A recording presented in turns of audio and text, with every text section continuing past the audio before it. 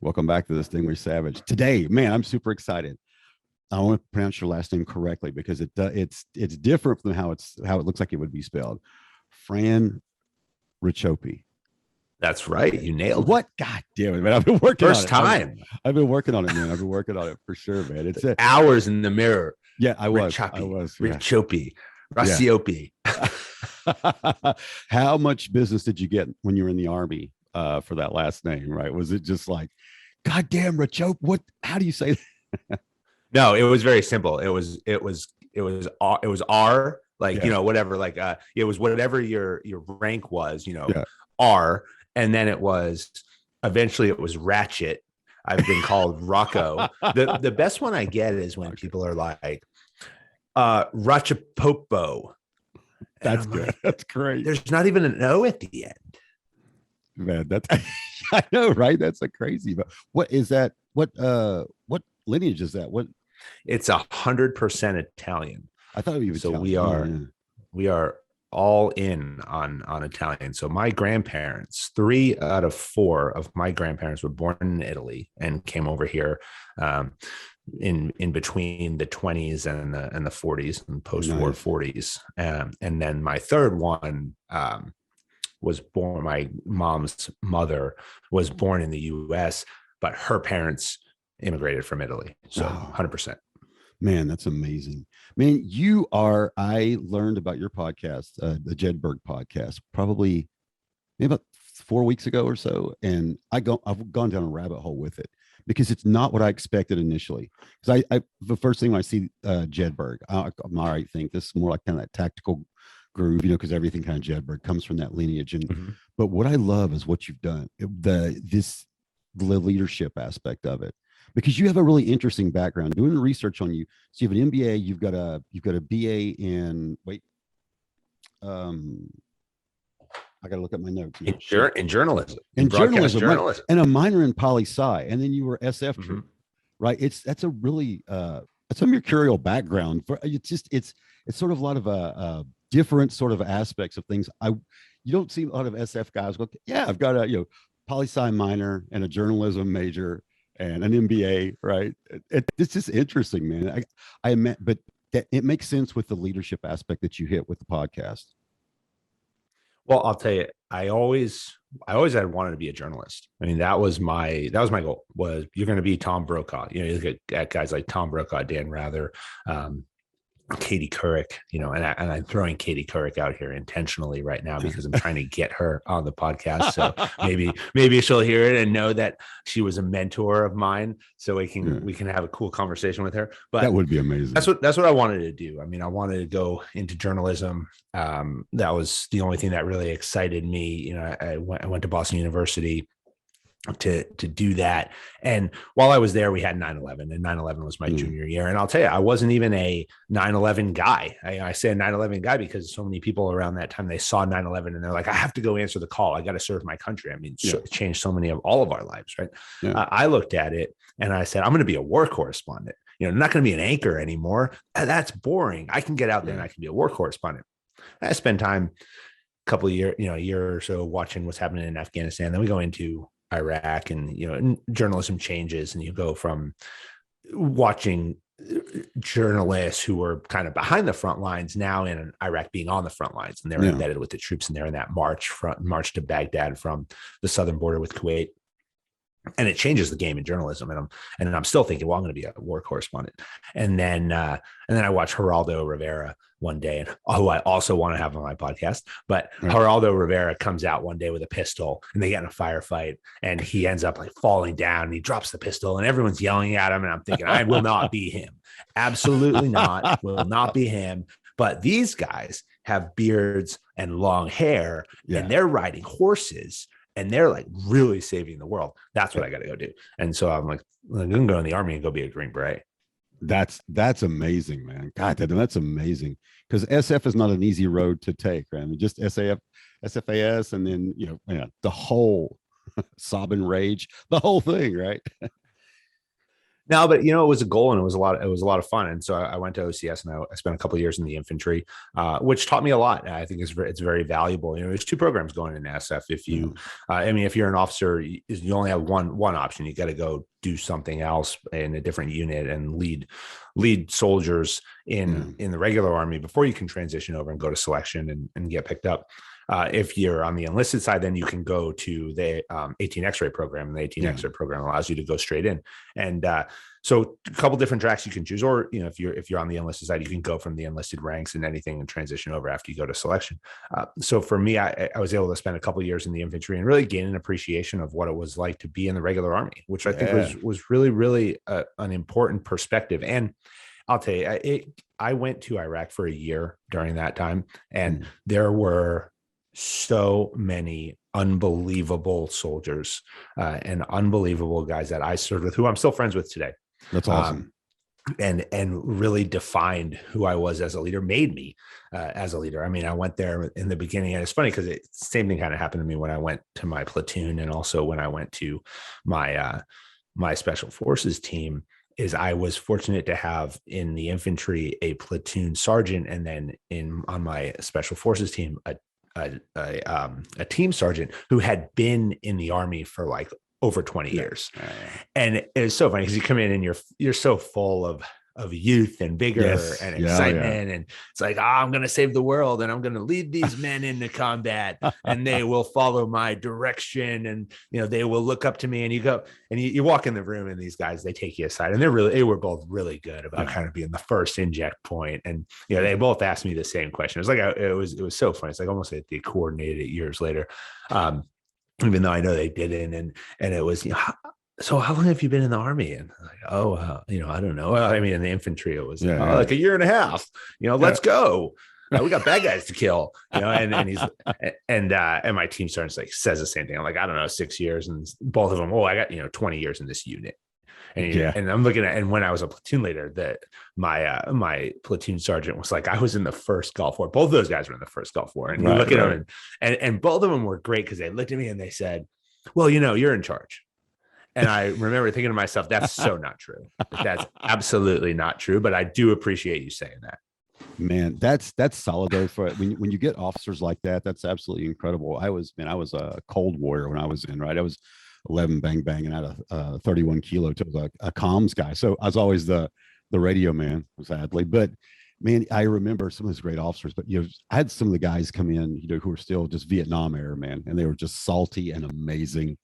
And they were just absolutely incredible. You get these new lieutenants that would come in, and then they would give them the business. But man, you have some of those incredible officers that come out, and you're like, all right, I'd follow that guy through to hell and back. And that's one of the things about leadership that I'm really interested in talking to you about today, because I love that you have that penchant for leadership. One of the big things I sort of harp on is, and there's such a difference between managing and leading. And it's so frustrating. I mean, you've worked in the public sector, and you've worked in the private sector, and in the public sector, it is so tough to affect change or to find good leaders, because so many people are just like, look, we'll just do what we've always done and get what we always got. Yeah, you're absolutely right. And I'm laughing because you said you're a comms guy, and the reality is like literally the absolute worst job, most important job, but I'll tell you the absolute worst job, because you can't do right. I mean, the amount of actual job satisfaction and credit that comes back to you, because you have to think about it. And being a commander, I was the worst at this. I always forgot to thank the comms guy when everything went well. Because the expectation is that everything's going to work. But the first second that doesn't work, you are the worst soldier. Yeah. Why is it calms down? Walk the earth. And then you get all the excuses. Oh, there's sunspots. I'm like, how can there be sunspots? It's night. There's no sunspots at night. You don't know your job. But really a thankless role. So thank you for filling that for as long as you did, because it's so required. And to all the signal folks out there, we do appreciate what you do, even if we don't thank you when we should and yell at you when we probably shouldn't, because it's usually not their fault. But yeah, there's a huge difference between management and leadership. A lot of people don't make that distinction, and it's hard to quantify. It's like one of those things where you look at and you say, well, I know it when I see it. I know management when I see it. I know leadership when I see it. It's very hard to define, but it's a skill and it's an action much more than it's a thought. And the action, and you think about things like, what are the actions of management? Well, let's build a schedule. Let's make sure everybody shows up on time. Okay, great. Well, those are important things. But if I'm exuding leadership, is my ability to exude leadership to ensure that you show up on time? I mean, you should be doing that anyway. Yeah. If you're not, then we have kind of a broader problem here. When you think about leadership, it's really the act of inspiring. It's the act of motivating. It's the act of empowering. It's about setting conditions to allow others to be successful. We can manage. We can manage by sheer definition of the word, right? We can put people in roles. Okay. We can give them tasks. We can somewhat make sure that they do those tasks. But do we create an environment where we have the best people aligned to the right roles with the right resources, with a quantifiable metric of success, meaning that they understand what their job is? We've clearly outlined what the expectation is, and then we've put a measurable quantifier at the end that says you have achieved success when you've done these things, A, B, C, whatever it is. Yeah. And then I'm, as the leader, am going to empower you to be the expert that you are, or I'm going to sit here and make sure you showed up on time, make sure that you parked in the right spot. I mean, those things are important. Don't get me wrong. But when we talk about the difference between management and leadership is getting people to do the things that are required or asked of them because they want to do it, because they're empowered to do it.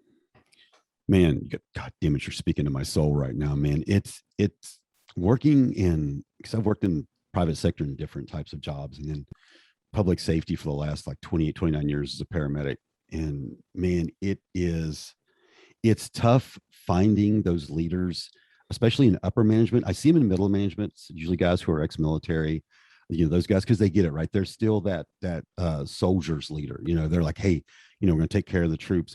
But I feel like some of these folks that rise to the higher ranks, they sort of forget that. Because most paramedics just become managers by default. They take a test, or with us, it's civil service, and guys get promoted up. But man, it is one of the biggest frustrations is finding people that I can look up to and go, hey, look, this is a problem. These are the solutions I have, and they're like, one of the things I say a lot on the podcast is the opposite of love. Is not hate, it's indifference. And especially in public safety, man, I meet a lot of indifference, and I've had to backdoor a lot of initiatives that I've gotten either pushed through or crushed, man. But God damn it, man. Well, I'll tell you why. At least in my opinion, right? Yes, all I can offer here is my opinion. The reason is because as people progress, okay, so you come into an organization, and assuming you come in an organization that has some sort of pyramid, right? There's a lot of people at the junior levels, and as you work your way up, there's less and less, and there's a meritocracy in that they're promoting the best or what they believe to be the best throughout people's career. And that's what you'll see in public service, right? That's what you'll see in the fire department, in the police department. That's what you see in the military. Yeah. So you have all these people who come in, and then they get promoted. They take on, they take on more responsibility. They get more education. They have more experience. But then it gets to a point in that middle to upper management where it's no longer as much about the team and the people, and it starts to transition into I. It's less about me, and it starts to become more about I. What now the eyes are on me. And there's a couple of reasons why this happens. It's not necessarily selfishness, right? It's not necessarily I have to do these things because then I'll get promoted to the next level. And maybe one day I'll be chief, or maybe one day I'll be a general. So in the process, I'm going to fuck all these guys under me, and do what's right for me. But it actually becomes about risk. And if you listen to our episode with General Stan McChrystal, which we put out on Veterans Day, incredible episode, man. I sat in that episode, and I mean, I'm so fortunate in doing the Jedburgh podcast that I have been able to speak with so many celebrities or people who are just have done so much across entrepreneurism, business, athletics, Olympians, Yeah. the military. I was sitting there and he was talking. And at one point I said to myself, oh my God, I'm in the room with Gentleman Crystal.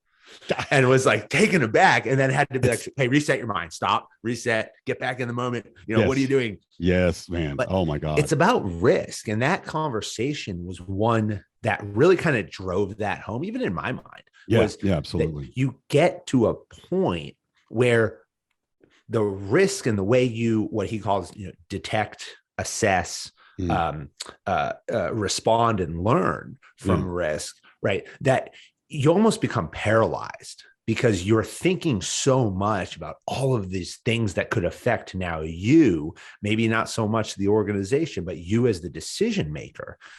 You get to a point of paralysis, and now it's always about, well, what else? What other information can I know? Can I delay this decision?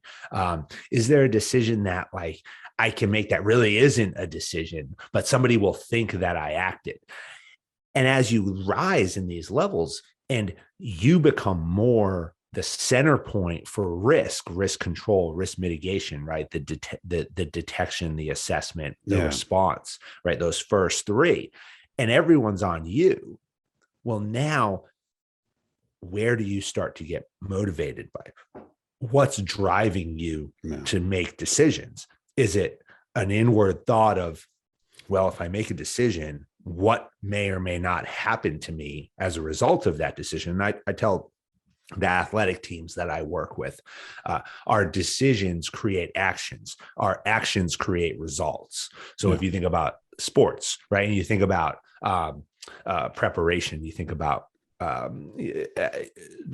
training, right? And if I'm a college athlete and it's a Thursday night and I have a race on Saturday, and now look, Thursday night's a big night. At least it was at Boston University when I went. Right. You have a decision, right? I can go out on a Thursday night, and that's going to create an action. I'm going to go out or I'm not.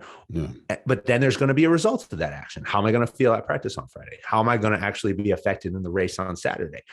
So every decision that we make we take an action off that decision, and then there's a result of that action. And then we have to live with that, right? That's the ownership piece. We have to live with that with the result of that action that we decided to take.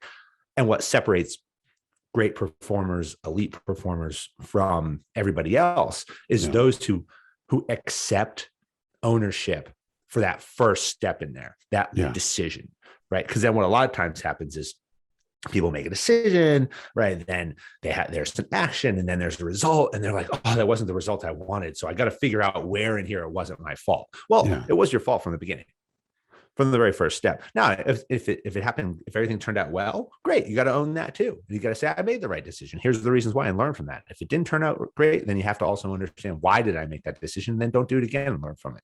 So it comes back to that risk. And people, when they gain more authority, when they gain more decision-making power, it becomes almost at times harder to make the decision, because they stop thinking about the effect and what's the best decision for the organization. And it becomes a bit more about what happens to me, good, bad, or indifferent. Dan, that makes a lot of sense. And I have a couple of thoughts on that. First and foremost, that episode with General McChrystal was amazing for a couple of reasons. Because I heard him on, I believe, it was Jordan Harbinger and a couple of other podcasts, and they did a good job of talking to him.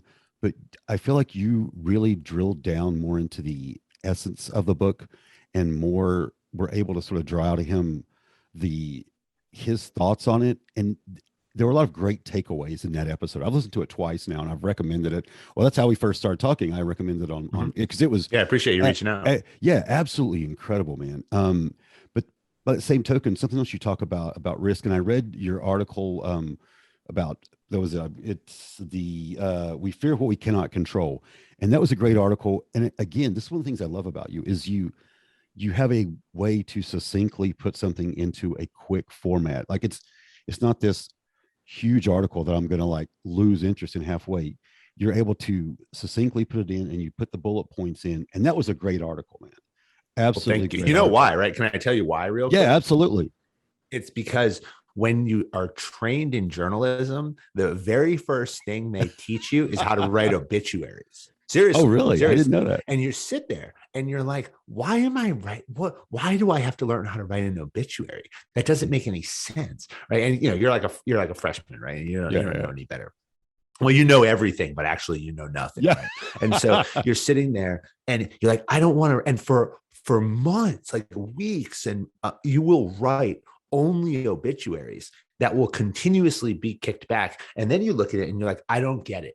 I wrote 150 words and you told me that it sucked. How can I mess up 150 words? And then you're sitting there and you're like, but I need to write this long, elaborate piece that's going to win a Pulitzer Prize and an Emmy for my journalism. But I'm a freshman in college, and it's like, write an obituary. And by the way, the first 25 you write are going to be terrible. You're going to get an F.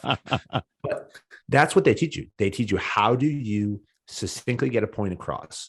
And it starts with talking about somebody's life, because somebody who passed away, by and large, minus incident or illness or something, will have lived a long life and done a lot of things. And how do you quantify that in 150 words?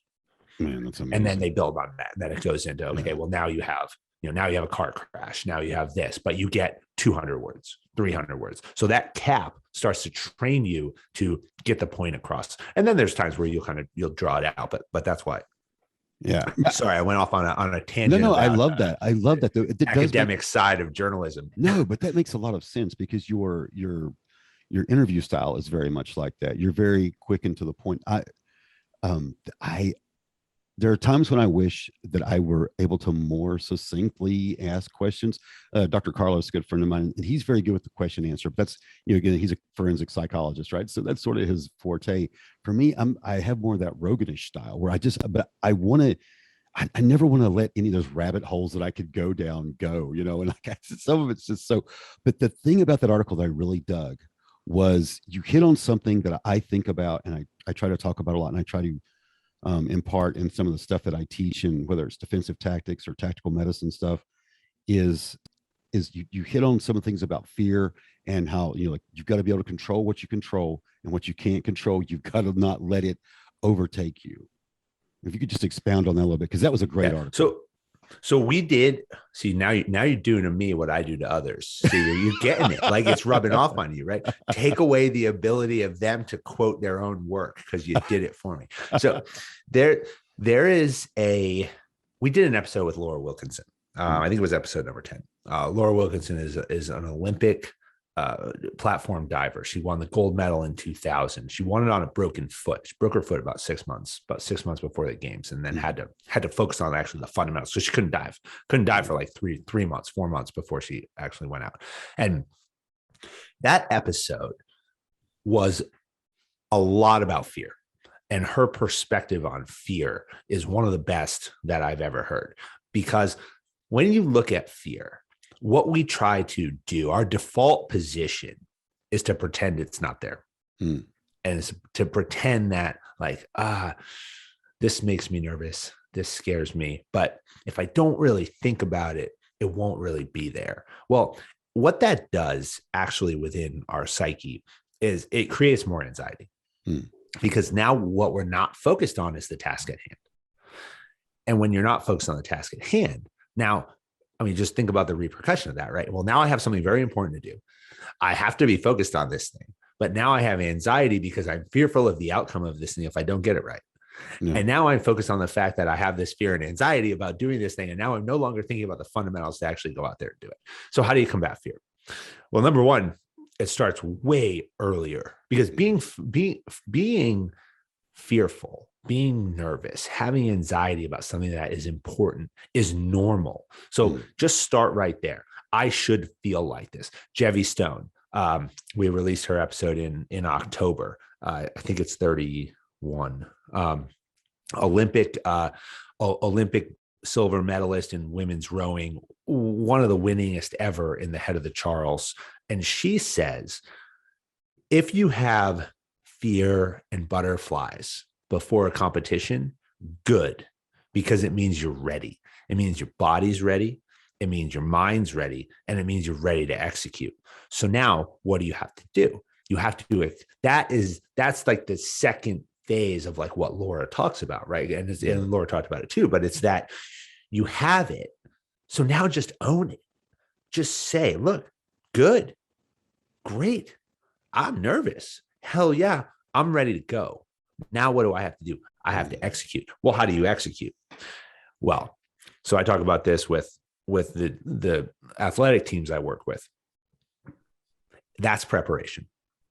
Okay. Fear most often comes from doubt. Yeah. Doubt comes from an inward, right? I know deep down, I may not have prepared in the way that I was supposed to be here in this moment. That's what creates doubt. Andy Towers, head coach of the Premier Lacrosse League Chaos, won the championship this year. We talked to him twice because we talked to him before the playoffs, one where they had they had a 3%, sorry, they had a 3% chance of winning. They won. They beat everybody in the playoffs. They won. Okay. He talks about this, and it's a matter of, do you put everything that you have into the preparation? Because then you're free. That's his comment, that you can race, you can perform, you can execute with a free conscience and a free heart when I know that to get to this moment, I did absolutely everything I could. Yeah. So I work with rowers, right? And when you're sitting at the starting line and you look over and you see the guys across from you, you have to know deep down that I didn't miss a workout. Every workout I did, I gave it everything I had. I left it all out there. And now that allows me to have confidence. And even though I have fear, even though I have anxiety, even though I'm nervous, that's good. But now it's about the confidence to go out there and perform and execute and just leave it all out there. And then you can be free. Man, I love that. I love that. I can't remember if it was Freddie Roach that said, like, the harder you train, the luckier you get. But I mean, goddamn. So I want to break down some. That's amazing. I would love to hear you interview Tony Blauer, who invented the spear system, because he has a whole cycle of fear thing that he talks about, and a lot of this sort of like the psychology and how to get out of that fear loop. And that's one of the things. Introduce me. If you introduce me, I'll interview them. Absolutely, man. That would, goddamn, I would love to be a fly on the wall in that conversation. But man, so much of what you talk about is so true, and I wish that I would have realized that earlier in my life. Right, it's something that kind of came later on, and I started to realize, like, the more, and reading your article is what made me think about that. When I was younger, like, I would just be afraid of things, and I'm like, okay, well, I'm just going to try. I'm just going to, but thinking about that, now, for most anything I do, if I'm going to teach something, I'll go back over it, but I never want to leave something on the table that I should have done, or like not trained enough. And I what really honed that in was jujitsu. And when I read your article, I thought about that a lot, because when I go to jujitsu initially, I'd be like, oh, I'm going to suck again today. And I'm like, I get those butterflies. I'm like, I'm going to look like an idiot. I'm going to say, God damn it. And I'm like, well, hey, how about you start repping? How about you start training? How about you start getting, like they say in jujitsu, right? Reps are money in the bank. And they really, really are, man. It's just that preparing. And then when it comes time to like class or competition, right? Win, lose, or draw, you gave it what you had, right? You actually truly threw yourself into it. And that's something that really made me think that, and then you talking about it made me think so much deeper on that. Man, I wish. It's tough. And here's a question. I got a question, this long preamble. But man, friends that I have, they'll be afraid of something. I'm like, hey, look, like, everything you want is on the other side of that fear. If you just got to control what you control, and I'm just as guilty of it too. Like, I'll think, okay, I got this going and that going. All right. And I'll be afraid to release a podcast, or I'll be concerned, but like, those have been the best podcasts I've released, or when I've written something and I'm like, I don't know if I should release this or not, or if I should post it.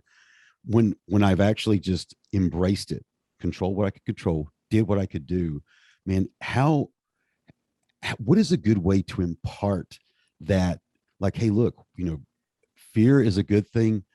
The preparedness is how do you impart that to someone else who just sort of stays paralyzed by that fear?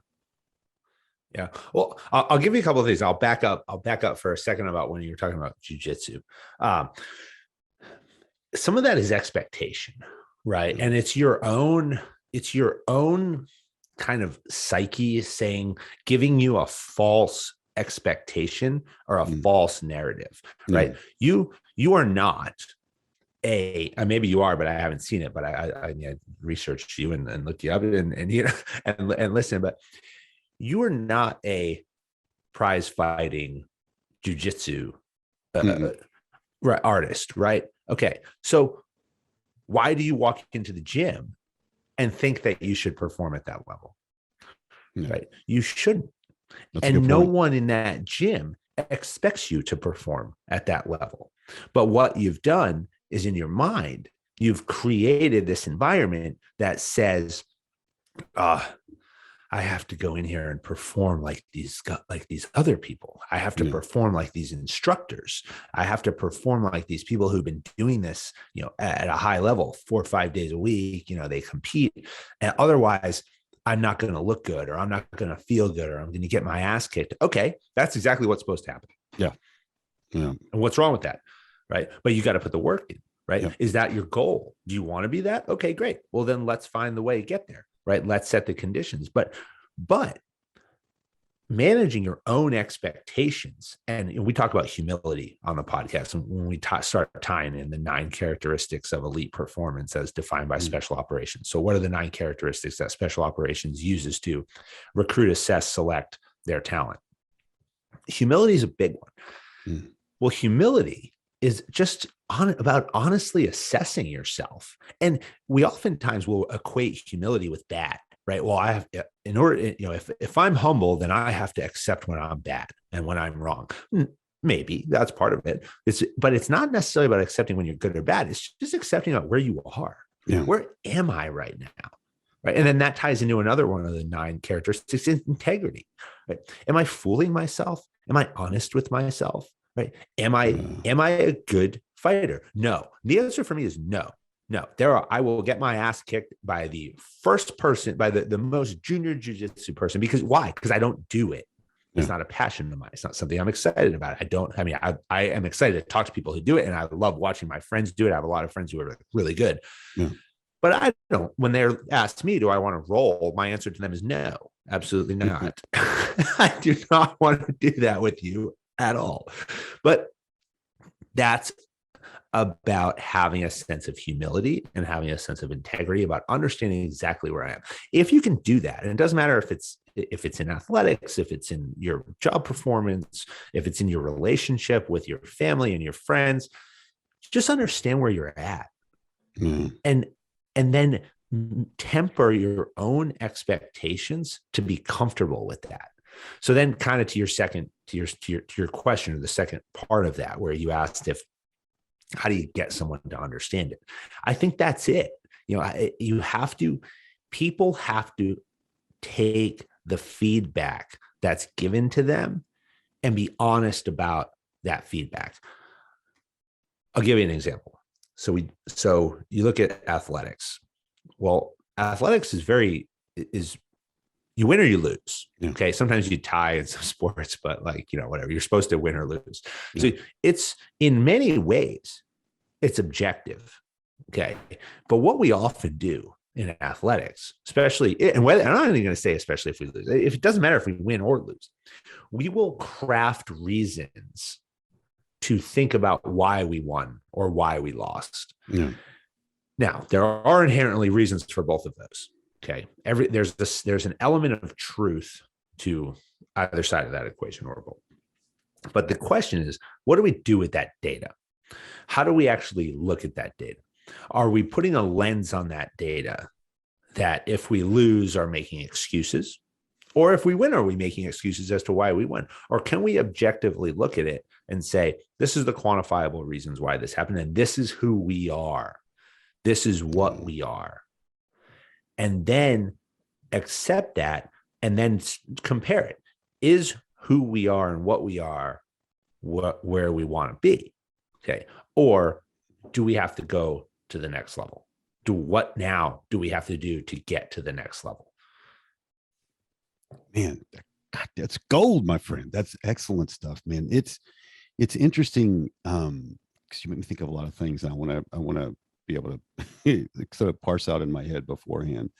So I have some friends who like they'll always sort of hit that, and they're like, oh, yeah, I didn't do this and I didn't do that. And I'm like, hey, like, sometimes it's like whether it's where they are, like, in their physicality, right? Or their fitness, I should say, would be a better way to put it. I'm like, hey man, you are where you are. It's just, it's a work in progress. But I have some friends who just, they constantly beat themselves up. And that's, in the past, that's been their way of motivating themselves. Right. And it's how they've excelled. But at some point, that I feel like that becomes a diminishing return. And I've tried to talk to them like, hey, look, at some point you got to quit being your worst enemy and you got to start being your best friend. But I'd be interested on how you would approach something like that, because I have a couple of different friends who really do that. I'm like, and not that I'm like that. Well, I think one of the things I like in the jujitsu reference, right? I'm an all right jujitsu guy, but I feel like I'm a better coach than I am a fighter, especially like within striking stuff, but because I feel like I can sort of see things, people do. And I'm like, hey, but then again, there's that physician heal thyself aspect of that. Right. But it's interesting when I have friends who I'm like, man, if you would just let go of some of that negative talk that you've used in the past that motivated you, and start maybe moving towards that positive side, that, like, how much more could you achieve and how further could you be, or how much happier could you be, if nothing else? We're our own worst critics. Yeah, I'm guilty. By and large. Okay. I am too. I mean, I sit here half my day and I think, well, you suck. Yeah, everything sucks. Your show sucks. You're not doing it right. And then I'll get this feedback that's like, hey, it's crazy. You're doing well, and you look at the numbers. Yeah. You're like, oh, this is awesome. We're doing well. And then 5 minutes later, I'm terrible. My voice sucks. Nobody wants to listen to me. I don't know what I'm talking about. So you go through these ebbs and flows. Yeah, but because we're our own worst critic, everything can often be painted in this negative light, right? Yeah. The other side of that is that we think everything we do is gold, right? Yeah. And we're like, oh, we're the best. I'm the best at everything. And then oftentimes you're like the worst, right? Because you're either naive or you lack the humility, right? You lack introspection, right? You lack the ability to take feedback if it's being given to you, and you lack the ability to truly assess, what we call assess the operational environment, understand the environment that you're in, and be honest with yourself about it. A lot of kind of what we just talked about. But when we have to you got to give yourself a break. You got to be able to kind of, in those moments, you can think about it like a tornado, or like, it's like the toilet bowl swirl, like it starts going around and then it just gets worse and worse as it goes down the drain. And you're just like, I got to stop. You got to break that downward cycle at some point, and you got to take a step back and say, okay, is it really that bad? Maybe it is, right? But being able to break that cycle, and this is what the highest performers do, especially athletes, right? And CEOs, they'll be able to understand and see when they're going down this road, and it happens to everybody. And that's what I think a lot of people, I'll call it the rest of us, the laymen out there, right? Yeah. They look at professional athletes, Olympians, high profile entrepreneurs and business people, and they just think that, like, they wake up every day and they just execute at this high level. No, they go through the same thing. They suffer from some of them, the motivation in which by that got them to the point at why they're so good at what they do is almost a lot of times completely motivated by self-doubt. Yeah. Where that's been the driving factor to get them to where they are. But what they're really good at is breaking that cycle, breaking that downward trajectory when things are starting to spiral, when they're starting to think, oh, nothing's working. This is going bad. My professional life's going bad. My personal life's going bad. My financial situation, whatever it is. Yeah. And it starts going downhill. And so that's got to stop. So having the maturity, I think, and the ability to be introspective, understand what's happening around, slow it down, take a step back and kind of sit, at the edge of the chair, push, if you think about like visualization, a lot of people talk about visualization, right? It's like when you're looking at all your 3 or 4 computer screens, and all of a sudden, the 4 screens look like one, and you don't know what you're doing, and you don't know what to do next. It's like, push back from just imagine yourself just grabbing the end of the desk, pushing back away from it, sitting back in the chair and saying like, where am I? Yeah. What's going on right now? Okay. Why? And then just break that cycle. You got to break that cycle. You look at a sport like rowing, you look at a sport like any sort of race. You can see this in athletes who race, right? And they get to a point in a race when you're tired, right? You have a bit to go, and something bad may happen, right? Somebody may catch you, somebody may move ahead of you, somebody may open distance on you. And then what happens is you start thinking about that. And you start thinking about like, oh no, that just happened. And now all of a sudden, like, your body hurts, you're not mentally focused. Now you're making technical errors, right? And things are starting to get worse. And it's not necessarily that your competition may be getting faster. The reality is you might actually be getting slower because you're no longer focused on all those things you need to be focused on, because you're worried about all this other stuff because the doubt has crept in. Well, those who rally and those who perform at the highest levels will be able to stop that.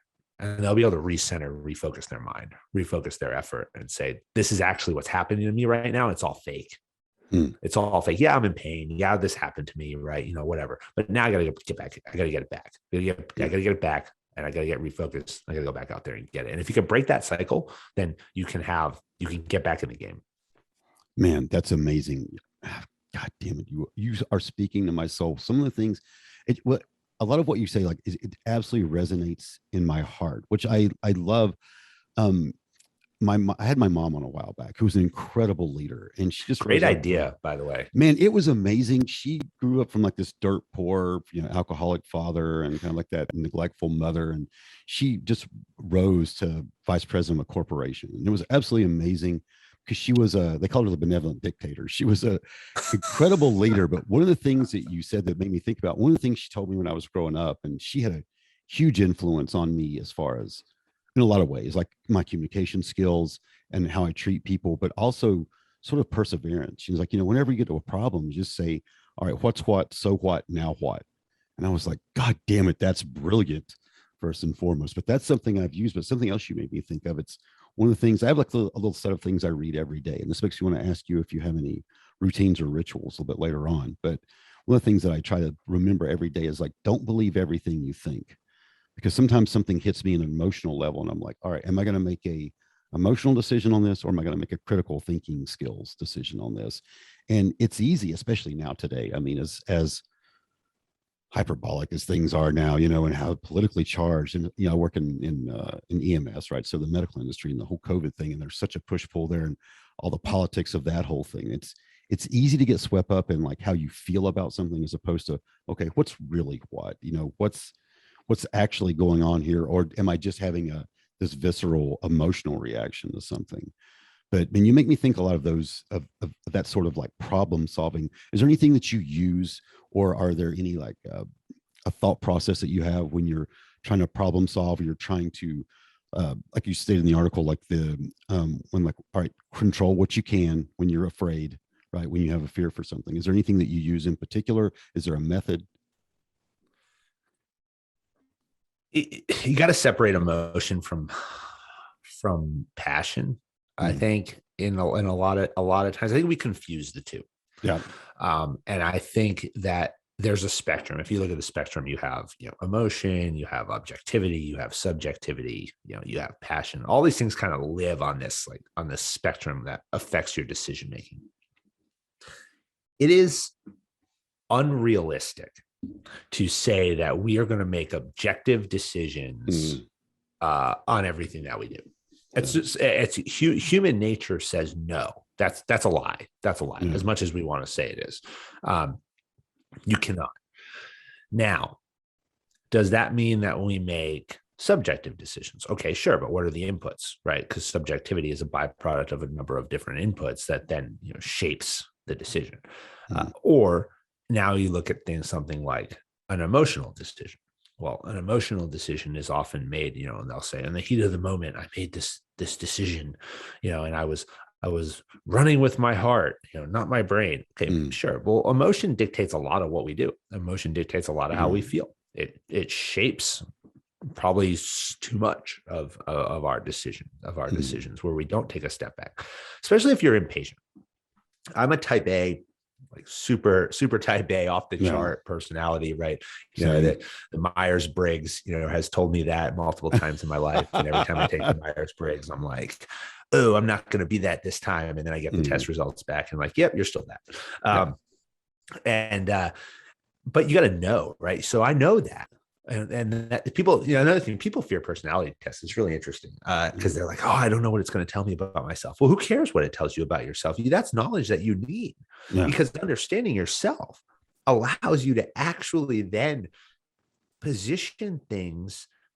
When you talk about communication, right? You talk about the message has three parts, right? It has the sender, the receiver, and the message itself. Well, what we often get caught up in is how we as the sender feel, right? We don't necessarily think about what the receiver thinks or what the message is actually packaged. But understanding yourself through some sort of personality assessment that can quantifiably put on a piece of paper, like this is who you are.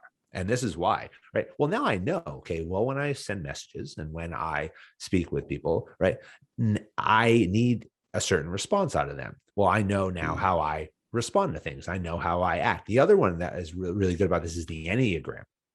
Episode 4, we spoke with Drew Newkirk. Drew Newkirk is a psychotherapist in New York City. He specializes in the Enneagram. He also has an awesome YouTube series. So like Drew Newkirk, like you got to check it out. I'm plugging him here. I know that, but like on YouTube, like check his stuff out. Check out our episode number 4 with him. Like he was awesome in breaking down the Enneagram, because what the Enneagram does, and I know we've gone off a little bit on a tangent. No, please. But when you look at the Enneagram, there's like 9 or 10. I'm looking on my desk to see if I have it. I don't have it in front of me, but there's like 9 or 10 different core personality types. I think it's 9.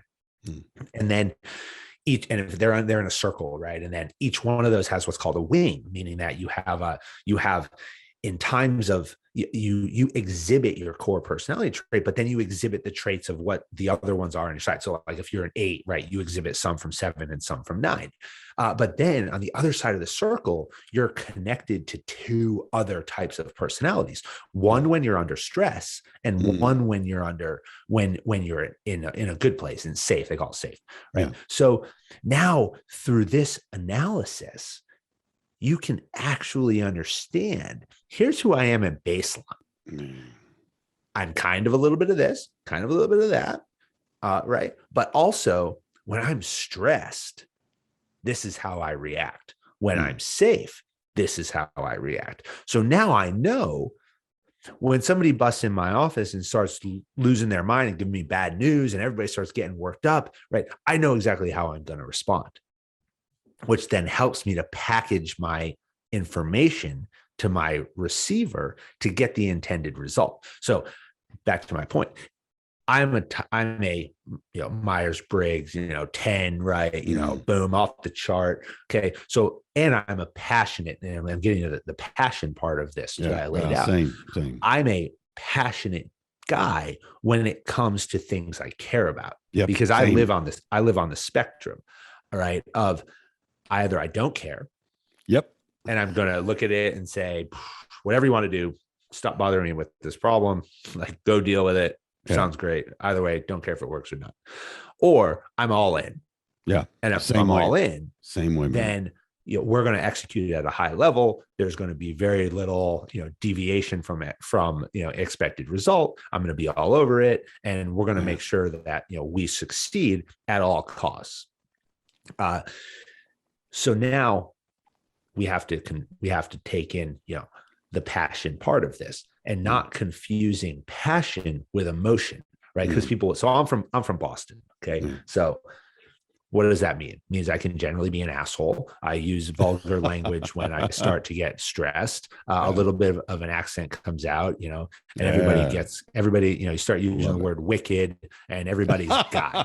Okay. And sometimes it's this fucking guy. Okay. Yeah. But like, look, I know that. Okay. So I know that that's how I'm going to respond. But what will happen a lot of times is people will say, oh, his voice is loud. He's speaking to me directly, and he's being emotional in his decision making. And it's like, no, I'm passionate about this project. Yeah. I'm not operating with emotion. I've actually gone through my analysis. I've looked at it objectively. I've taken the subjective inputs. I've thought about what we're doing. But now my personality is that I care about this project. I care about our success. I care about you doing what I expect you to do, and me doing what I expect myself to do to be successful in this.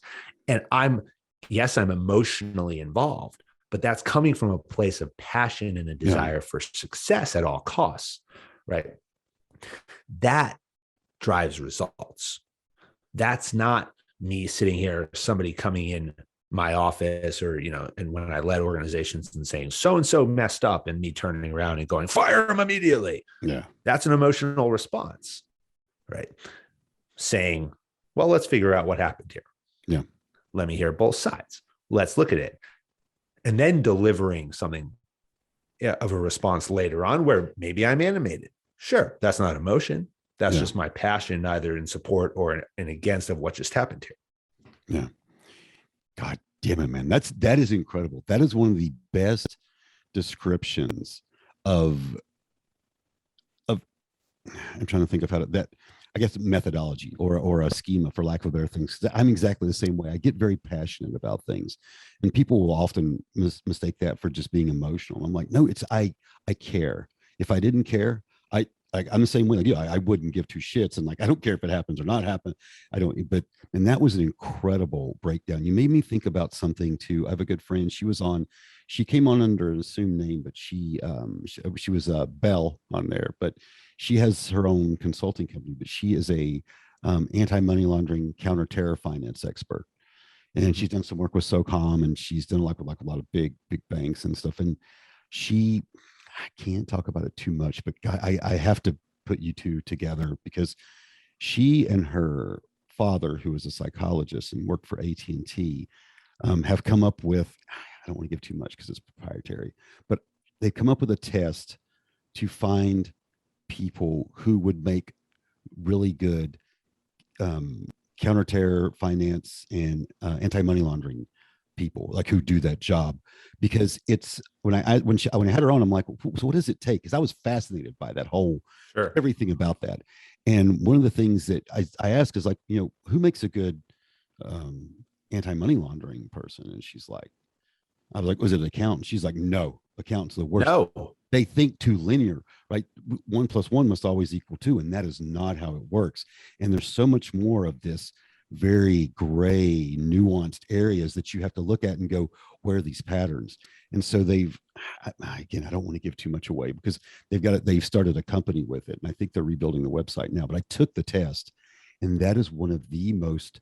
When I took it, I'm like, okay, I've taken a lot of tests for like in the military, when I was coming to EMS, when I was a manager at TGI Fridays years ago, well, decades ago now, right? I took this really interesting test with questions which was an awesome restaurant. I mean, a lot of them have closed, but people don't understand that. Like that was actually a really good restaurant. Great back in the day, right? It was. You're absolutely right, man. And it was affordable. Yeah, I hate to be the manager of it, but man, being a waiter. I worked at Friendly's, so you know exactly what I'm saying, right? But one of the questions on the Fridays test was, do you enjoy calculating the paths of projectiles? And I was like, well, you mean like shooting a gun? Because I like doing that. But that aside, but so she and her father and his brother have come up with a test that they've been able to suss out exactly, what type of personality traits would be perfect for that job. And they're going to use it as a recruiting tool. I don't want to give too much of it away, but man, it was, I took the test. She's like, hey, would you like to be, one of the beta testers? I'm like, yeah, absolutely. So I took the test, and I'm like, I have no idea how I did on this test. And so they sit down and give you the feedback. And it was one of the most spot on um, just assessments of how I think and why, because they give you a scoring thing and you see it beforehand, but you can't go too, because some of them, you're like, I scored high in mischievousness, but it doesn't mean necessarily they don't articulate mischievousness how I would just, okay, I'm mischievous because I'm like, well, yeah, that's me, I'm mischievous all day. Yeah. But it was really interesting, the breakdown. I would love to put you two together, and if I think you would love that test, because it really gave me some even deeper insights into my own personality, where I'm like, just when they sit down and talk to you about it, and I'm like, holy shit, it's fascinating. Absolutely fascinating. You would really dig it, I think.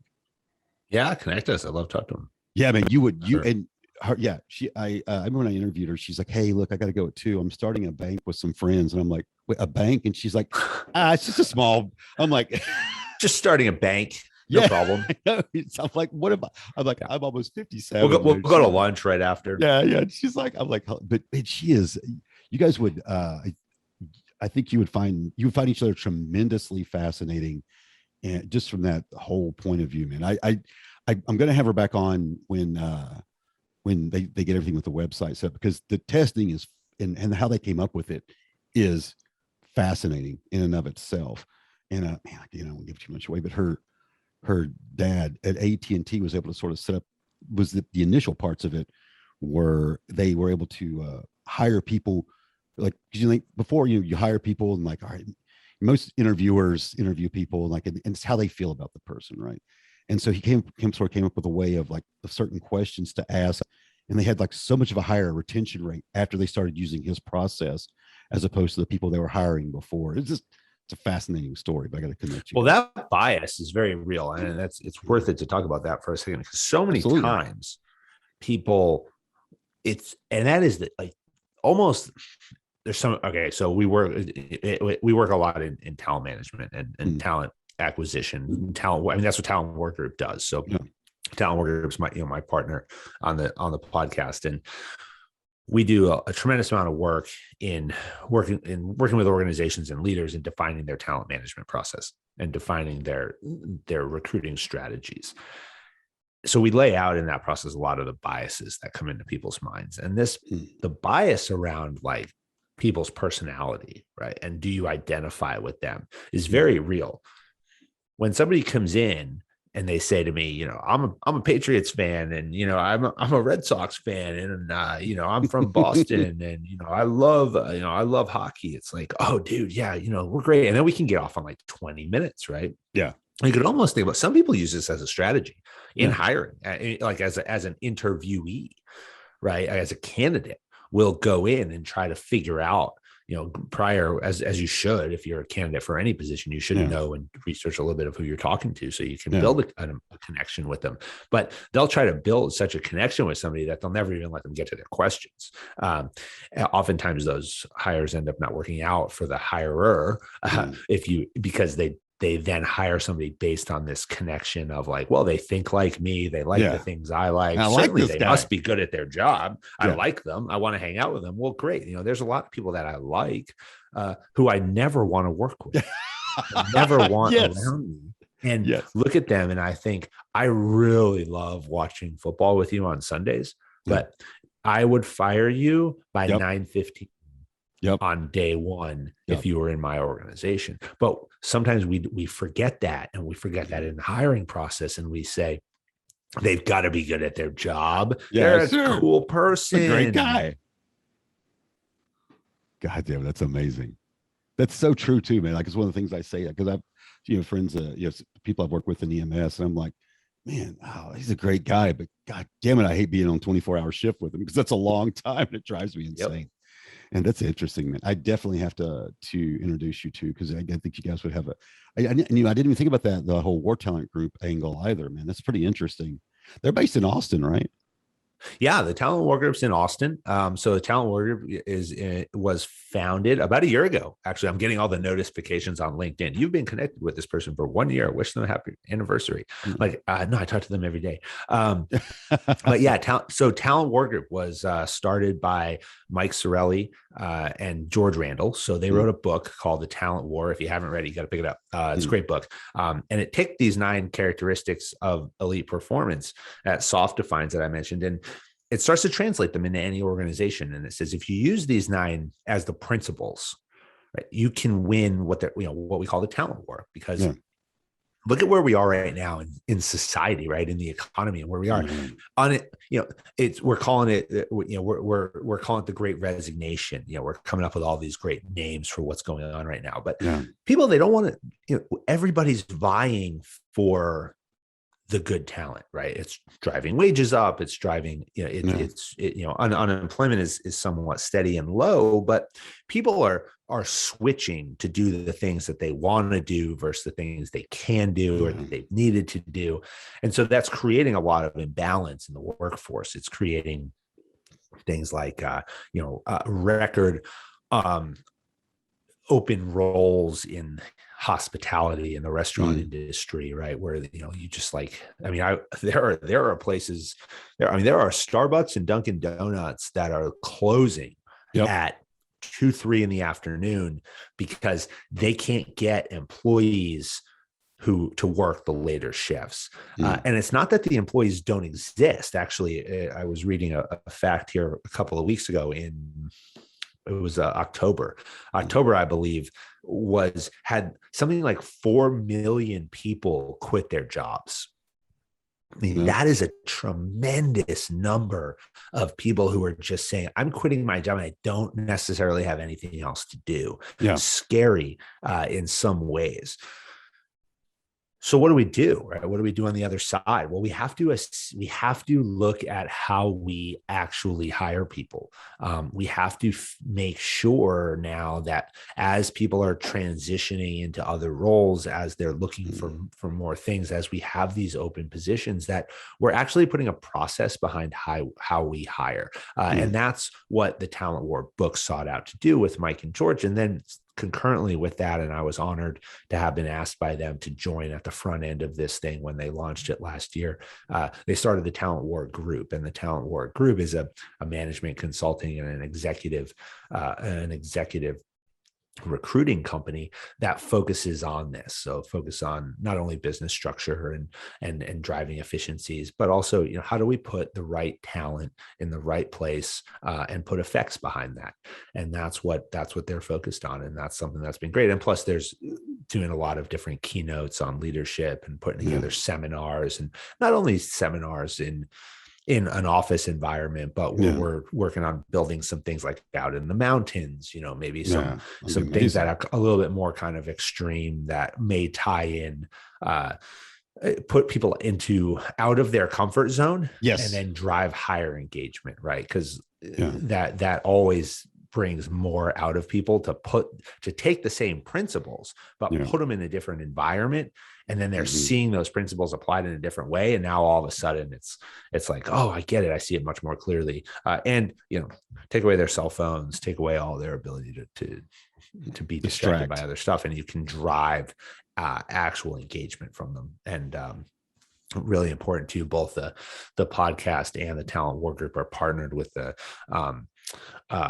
with a lot of different organizations within special operations, right? And working with organizations that are focused on the mental health of not only special operators but all veterans, and the Special Operations Warrior Foundation. The Special Operations Warrior Foundation is led by General Clay Hutmacher, and General Hutmacher was my guest on episode 17, where we spoke about not only his 41-year career in the military and his command of the 160th Special Operations Aviation Regiment, but also the work that the Special Operations Warrior Foundation is doing in providing education to the families and children of special operators who have and Medal of Honor recipients who have been severely wounded or killed. And so that's a great organization. They're doing great work, and we're a big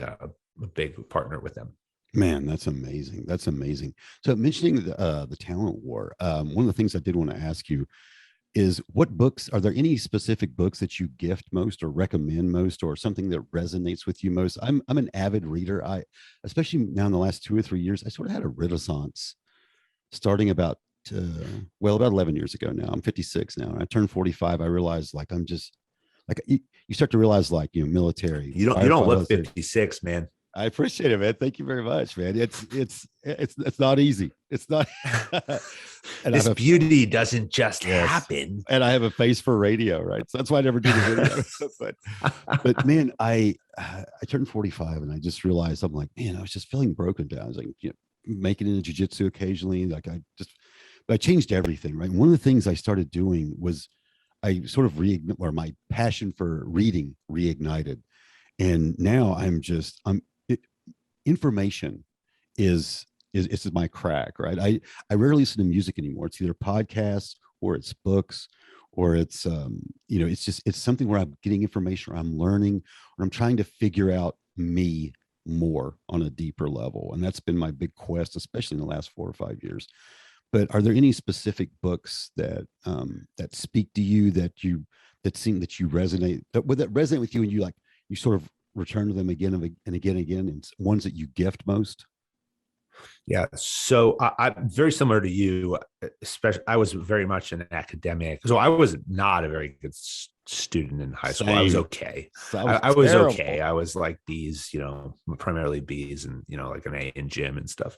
And the cooking class. But when I went to college, I kind of like dedicated myself, right? And it was like, well, the time is now. Like, somehow, despite your antics, you ended up at Boston University, so you might as well not screw this up. So get the work done.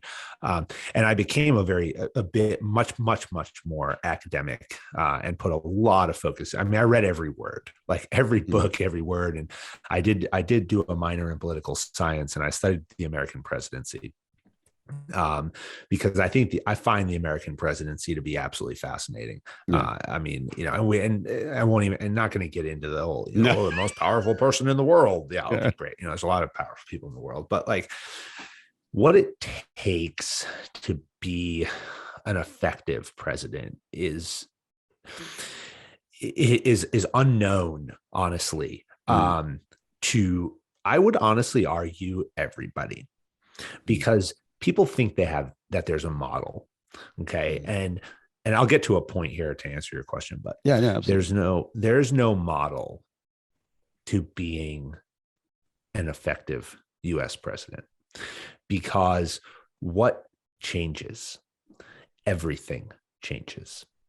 Every president has a different moment in time. Domestically, internationally, there are different issues to bear.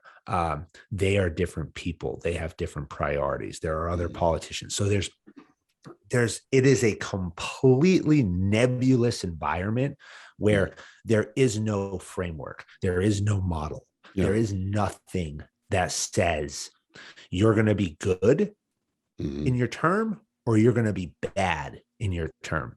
So what do we do? Well, what does Talent War Group do? One of our primary values, one of our primary tenets, and talk about it in a lot of the podcast episodes, is hire for character, train for skill. So what do we care about when we elect a president? We care about their character. We care about who they are. We care about somewhat of their values, right? And where they stand. Okay. That's the assessment. Look at George Bush, second George W. Bush. George Bush, and Andy, there's an interesting interview with Andrew Card, who was his chief of staff. George Bush, by and large, and I want to interview George Bush. If anybody knows George Bush and can put me in contact with George Bush, that would be like the greatest thing. But it's very likely, and I won't, nobody knows for certain because it didn't happen that way, that he would have not been a successful president had we not had 9/11. Mm-hmm. Because his personality, his character, his values were exactly what this country needed at that moment in time. And people may disagree with me. Maybe I'll get hate mail, maybe they'll unfollow me or whatever. But whether you like the guy or not, what the country needed was a dynamic leader who could stand up and rally the people. And if you remember, in the months after 9/11, okay, and we won't need to argue, the strategy in Afghanistan and Iraq and all that mess, but let's just talk about rallying the country in September, October, November, December, okay, of 2001. His approval rating was like 80 or 90%. Okay, because that was his character. That was his moment. And he rose to that moment. That was what the country needed. They needed somebody who could stand up on top of a rock pile in a jean jacket or whatever he was in, grab a microphone, put his arm around somebody and say, I hear you and I'm with you. And that's what he said. I hear you. Yeah. I'm with you, because that was him. He was genuine. He was authentic. Okay. So to answer your question, I used to read a ton. I stopped for a very long time because it became like so many things in life overcome by other events. And then once in a while I would read a book and it'd be like, okay, I read a book. Cool. I feel good about myself. And then I'd be like, well, dude, you read like one book in like 2 years. What's the matter with you? I always consumed news. That was always important. But I'll tell you, the last year I have read like 30 books because every person I interview, if they wrote a book, I read their book. If they wrote several books, if I wanted to talk about a couple of different things, then I will read a couple of their books. So in preparation for all of my interviews, there's always a big element of reading the guests' books, doing the homework, doing the diligence, and learning from them to understand them and understand the topics. And I've read some phenomenal books. Everyone I've interviewed, I've learned so much from each one of their books. I'm so fortunate, and I would encourage anybody to go check those episodes out and then pick up their books on whatever it may be. There's one that comes to mind, and there's a book. I talked about character, right, and for a reason. And there's a book written by Peggy Noonan, and Peggy Noonan worked for Ronald Reagan, and Ronald Reagan. Also a defining character, a defining a moment in American history when he served. I mean, this was a guy who was an actor and became an American president at a time when, when the Cold War was at its height, and, what were we going to be? Who were we going to be? But the book is called When Character Was King. And it talks about President Reagan as a man, as a person. And it talks a little bit about what I kind of threw out here about, the character of leadership, and that the moment defines you. And do you have the character that is required in that moment? And people have different positions. This is important now. This is important now in society, and we are so polarized. We are so polarized to the point of like, if you don't agree with me, then, you're a piece of shit, and, death to you and your family. And you're like, come on, like what happened to conversation? What happened to, disagreement? Like we can disagree, we can have conversations, right? We don't need to go out and destroy each other and destroy lives and destroy, families and property and all this stuff. And it doesn't matter where you stand. Okay. I interview controversial figures. I've interviewed the former Secretary of Defense. I've interviewed, people on systemic racism. We've with Dax Devlin Ross. We've done an episode on Me Too and the gender divide with Cleo Stiller. Right. It doesn't matter where you stand, but let's have a conversation. Yeah. Let's educate both sides of the equation, right? Let's have an actual meaningful discourse. And maybe at the end, we don't convince each other that the other side is correct. And maybe that's not even the point, right? But can we just talk about it? Because if we can just understand the other side and understand the perspective, do we grow as a society? Yeah. Right. That's what's important. And that's what we've lost, and, you asked about books, you asked about, and I told you about the American presidency. Like, there's so many presidents that you go back and you think about, who they are and what they did and who are the ones who rallied. And you think about Lincoln, you think about even Andrew Jackson, and people now are like, oh, Andrew Jackson was terrible. He was terrible. No, but he was a defining president. Yeah. Yeah. Roosevelt. Like Roosevelt, right? Right. Like, I heard something this morning that there was like a 9-hour speech last night while this bill is getting passed, and he said that nobody elected Biden to be the next Roosevelt. Okay, well, let's talk about it, right? And we don't have to agree, and we may not ever agree, but we've got to be able to put we talked a lot about emotion and emotionally charged conversations and decisions, but we've got to be able to put that aside. And we've got to be able to ask ourselves the question of what makes us all stronger. General McChrystal talked about this in our episode, when we talked about America and we talked about Veterans Day, and we said, we're stronger together. And where this hurts, and because it hurts internally, it hurts domestically, but where it hurts is in the eyes of the international community.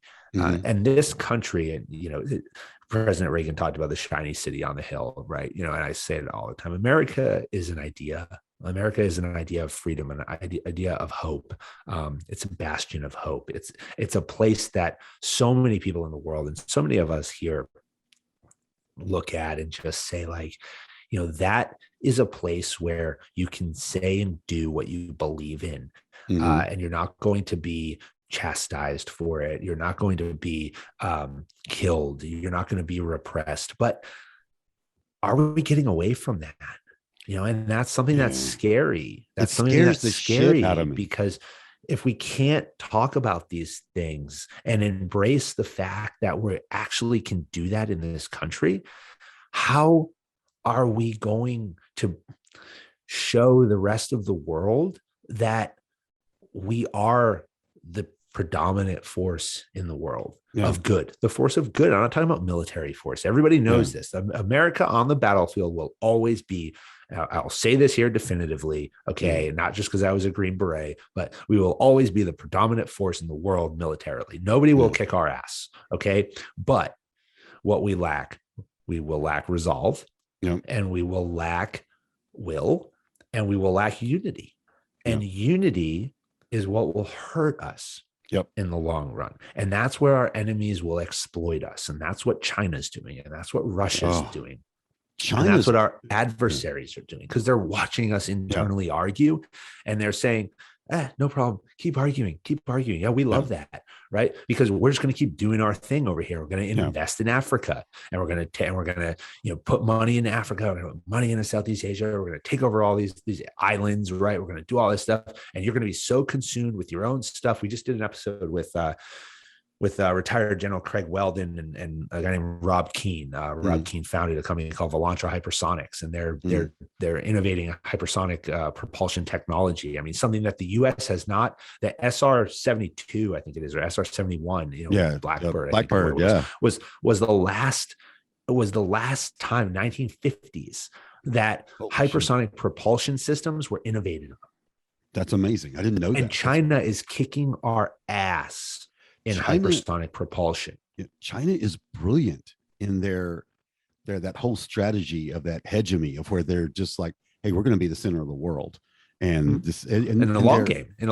Yeah, they are the long game, and the methodical way that they are, because they don't win over people with guns, bombs, and bullets. They're like, hey, we're going to come in here. Look, we're going to build things for you. We don't care what you do. Yeah, their ability, it blows my mind. I know it's more the Chinese Communist government, but they are brilliant in their strategy. I've been reading a lot up on just that, and that whole viewpoint of that hegemony where they're like, hey, look, we're going to be the center of the world again. This is our rightful place. And they and they take that strategy and that long game seriously. And I respect it. I mean, I fear it, but I respect it. Yeah. Yeah. Well, I mean, the other thing that's happening now, you tie it back to leadership. Okay. And again, I mean, look at the days after 9/11, right? And you can argue good, bad, or whatever about some of the policies that were put forth after 9/11 to allow for, presidential power and stuff. But like, by and large, in yesteryear, and you see it in organizations, we talk about it, right? When decisions are made, everybody's got to get on board. And that's where I think we're failing now. And we it's almost like we forget it at the government level, but in organizations, you see where this goes south and goes sideways all the time. When you have discourse, people present ideas, the leader, right, whether it be, the executive, the CEO, the COO, whoever, right, makes a decision, and then everyone's going to get on board, right? Even those who had an opposing view, right? Because you have to understand that leader is making a decision. If they're good, and we have to assume that they're a good leader for sake of this conversation, that they're making the decision in what they see and view as the best interest of the company. Okay.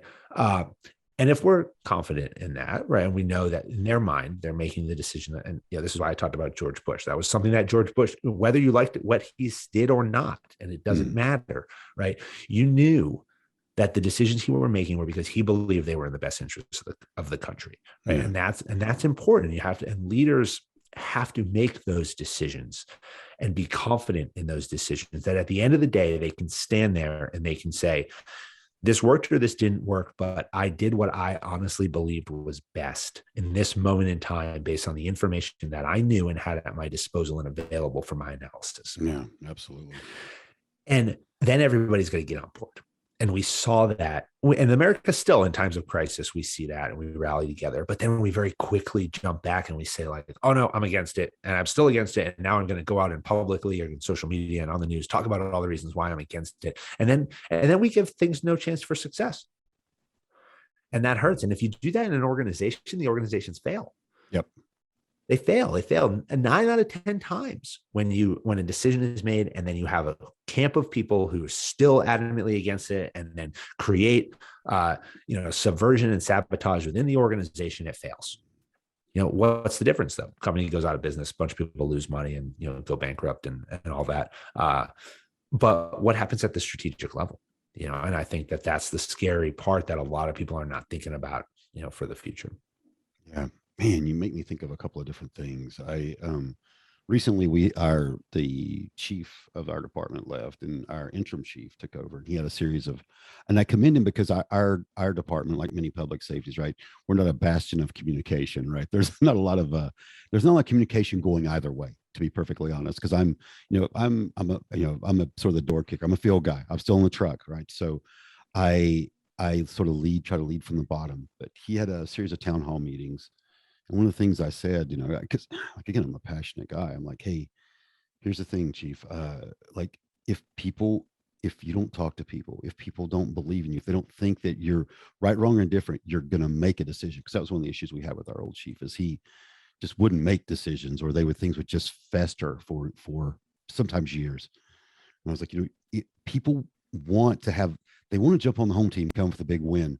People don't become paramedics for the stellar pay or the incredible hours or like the shit that they see. They because they care, right? And they want to have something to aspire to greater than themselves. Or that's why I did, right?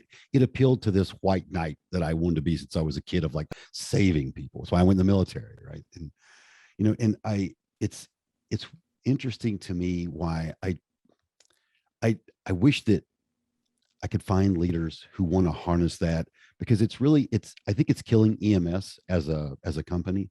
But to what you were saying but EMS doesn't go out of business, right? It's a public entity in most places. Some places are private, and those privates are hit or miss, and they're horrible for the medics, right? Because they just churn and burn. Those really don't pay.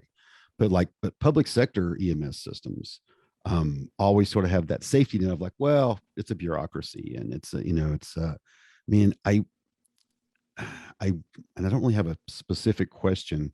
It's more of a tirade, I guess. But man, it's when you find leadership and you like, fuck yeah, I will follow that guy. If he says, hey, run that burning building and get that stuff for me, you'll be like, well, he obviously knows what's up. Let me go do that, right? Because you trust, if you built that trust with them, right, and they've built that trust with you. And man, I that's one of the things again that has really resonated with you and your podcast and the stuff that you do is just that leadership aspect, because it's not talked about. And to what you're saying about the country is, that's my big concern now is, we don't seem to be able to empathize with somebody else's viewpoint, and we don't want to, everybody's, it's that cancel culture now. And I think for the first time in my adult life, I'm actually kind of concerned about, like, well, what are we doing here? Because I feel like we're just going to tear ourselves apart.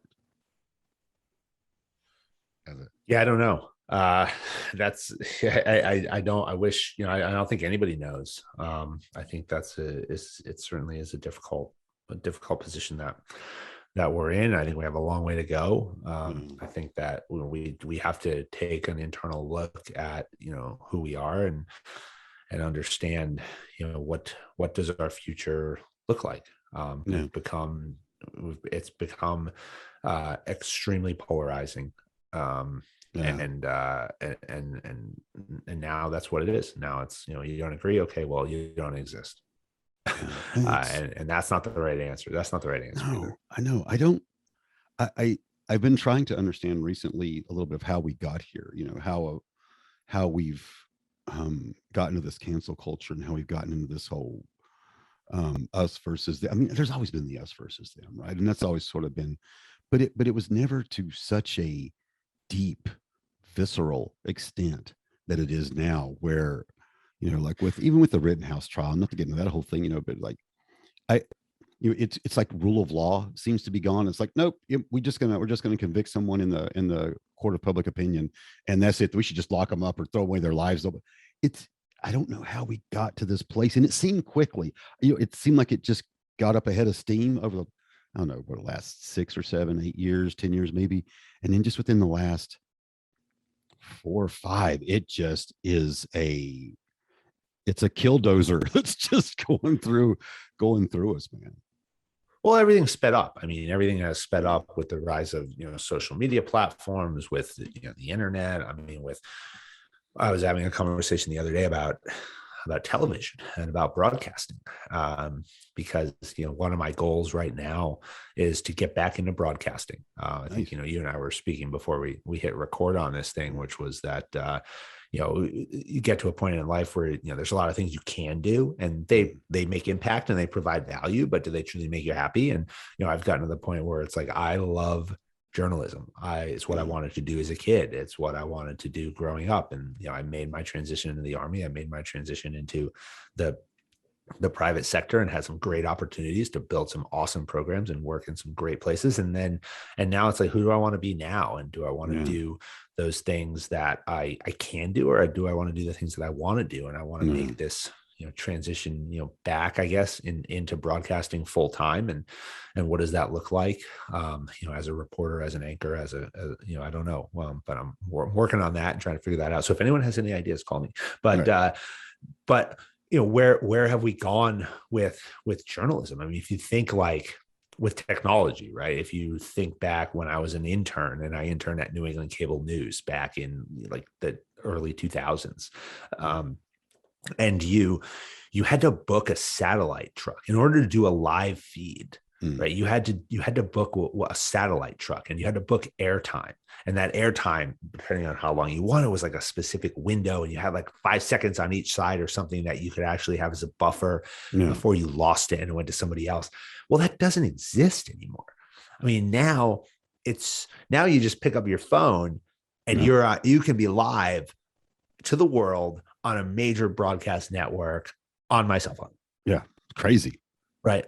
And I can do that all day long, and it costs nothing. It costs nothing. Like the cost of my data plan, right? Like not like when you had to book the satellite truck and you had, the airtime, and you had the truck, and you had the engineer, and you had all these things that doesn't exist. So the speed by which we can get information out has increased substantially. Exponentiated.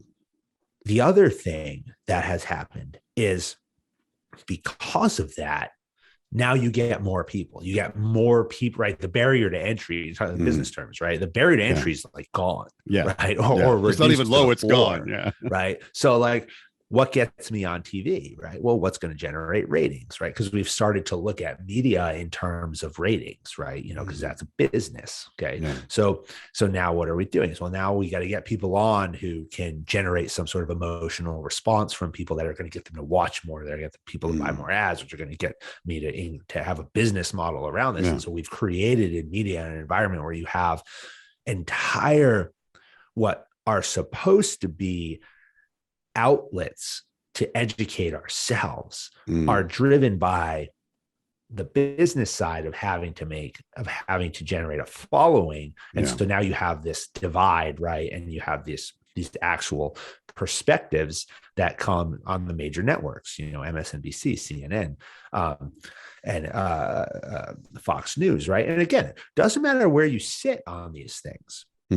But you're going to gravitate by and large to kind of one of those, depending on what your opinions are. And then what you're losing is the other side. Yeah. Right. And then what happens is the more you listen to one of those, the more you're like, yeah, I identify that. And then you switch to one of if you gain the courage to switch to something else and hear the other side, right? Then you're like, no, that guy's wrong. No way. Right. And now I'm going to gravitate back to the other one. And then over time, right, the amount of time you listen to the conflicting side is less and less and less. Like there used to be a law, right? There used to be a law, and if that name's eluding me right now, that had to grant equal airtime. I remember to conflicting opinions, right? Yeah. Well, like if that is actually invoked these days, right? It'll be like, you know, it'll be like a senior member of one side, and then they'll have like an intern on the other side. Right. And you get these like two people who are, you know, it's like the freshman going against like the senior. And it's like, all right, go at it. And you're like, hey, look, of course, this person's going to get destroyed in this argument. I mean, they're not part of, you know, the same conversation. Yeah. So I think that's what's happening a lot in terms of like the perspectives that are being put out there and how easy it is. And then I think that because you can put so much content out there, there's probably less. I think people are in many ways less inclined to ensure they get it right. And if they don't get it right, they're not necessarily they're not necessarily fixing it. It's more of like, let's just bury it with other content. And because I can just, you know, like I could say whatever I want, post it on Instagram, and you know, I can post 10 more times today, and within an hour, nobody's going to get my first feed, but it's still going to be up there. If somebody who, you know, believes that and wants to believe that can find it eventually. But like, do I have to go back and say, hey, I was wrong, it's actually like this, or I didn't do enough research, or I, you know, preemptively push this out there?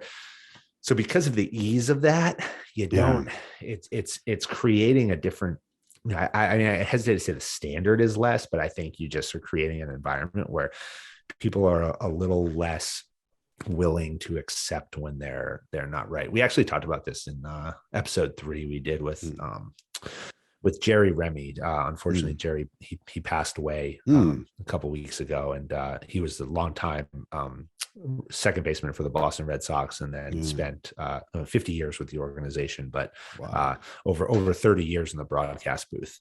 And just a phenomenal episode about, you know, drive, achieving your dream, you know, always dream to play for the Boston Red Sox, achieve that dream. And then not only got to play there for a long time, but also sat in the NESN, New England Sports Network broadcast booth as the color man. And he talks about this, you know, like, just say you got it wrong, especially on like live TV, you know, and he talks about being authentic. And he says that, you know, especially in a place like Boston, where, you know, the expectation of excellence is so high, especially when it comes to sports, right? That if you say something on air and it's wrong, just say you got it wrong. It's okay. Nobody's going to, Gosh, nobody's damn it. going to come after you. And be authentic, be you. If you're not you and Yeah. you're not comfortable, right. And you just kind of putting it out there. We talked in the beginning of this thing about risk as it pertains to leadership and when do leaders stop making decisions, right? It's the same for broadcasters. When do broadcasters stop talking because they're afraid they're going to say something wrong because they don't want to have to retract something? Well, then are Mm, you authentic in what you're saying? Are you real yeah. in what you're saying? I mean, yeah, you want to get it right. You need to get it right. That's your job. Your job's to get it right. But we're human and sometimes it's not going to happen. So do we bury it and pretend it didn't happen, or do we just address it? No, just address it. Man, that's absolutely amazing.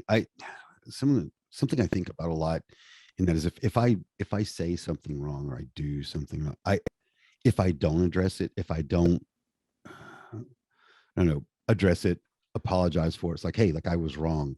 It can be the smallest thing, but if I don't, it will fester in me and it will eat at me Mhm. because I feel like one of the few things I have left. I don't, I always kind of joke about being independently poor, so like I don't have to be beholden to somebody who's like, well, you can only say this or do that on the podcast.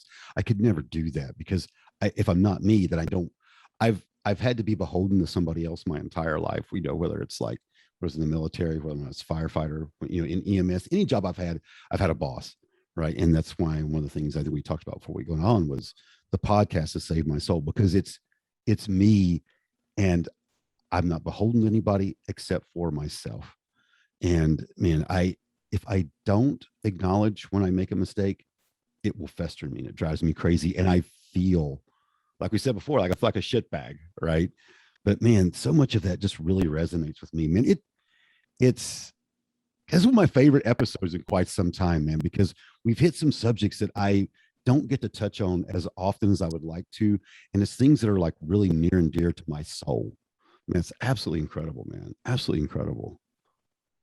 Well, the other thing too is you get to define your audience.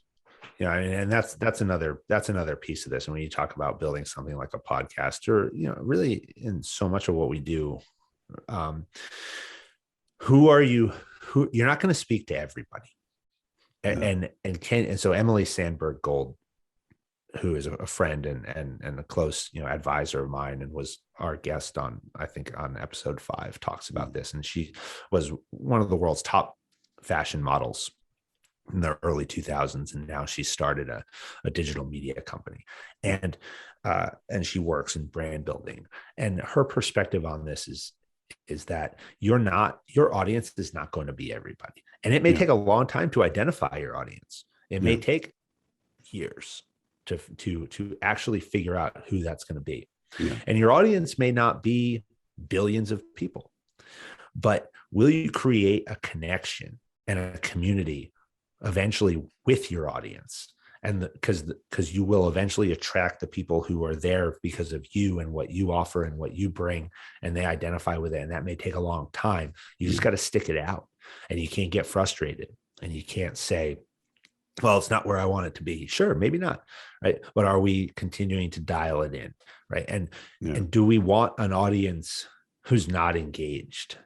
I mean, I don't know, not really. I mean, we want to Yeah. have Exactly. an engaged audience of people who care about what we say. Do they have to think like us? No, they Yeah. don't. But do they appreciate what we're doing, and do they and do they contribute to the community? And I think that's one of the things that we're trying to do a lot on the Jedburgh podcast, is create an environment where leaders need to think. And Yeah. leaders exist at every level of the organization. It's not just about the people at the top. It's not about that executive team. Leaders are born from within. They're grown. Leadership is a learned task. Mm. And there are leaders at every level of organizations in any industry. And can we provide a platform that forces people to think? So do we take positions on things? No, I generally don't. Do I allow my guest to tell their story and their perspective and draw that out? Then yes, that's what we're trying to do, because we want people to come away from those conversations saying, I'm thinking now a little Yes. bit differently, and I'm better now. I'm better now after an hour, 15 minutes, sometimes an hour and a half. God damn it, friend. I'm ending on that, man, because that's gold. That's gold, man. It has been absolutely incredible having you on, man. You are welcome back anytime. You promote anything you want to promote. It's been it's been both therapeutic and fascinating, and man, just it's been incredible having you on, man. It better than I could have ever possibly thought. Well, thank you. I knew we were going to have a different sort of conversation than I usually have, and that's what I try to do. I try to find different angles and different things, and um, so much of what you say, not only on the podcast, but what we've talked about today, man, absolutely resonates with my soul, and that's something that's something I love because you don't get those little you don't get that every day, right? We all have conversations every day. They're here and there, and you talk to cool people, but when you have something that resonates deep, and does make you think, man, it's absolutely incredible. Absolutely incredible. Well, thank you. I really appreciate that. And I appreciate you reaching out. And yeah, well, let's do it again. Absolutely, man. Absolutely. We'll figure something out. We'll find a topic. We'll do it again. Yeah, man. Absolutely. I'll stop recording and we'll talk for a second after. All right. All right. Bye, everybody.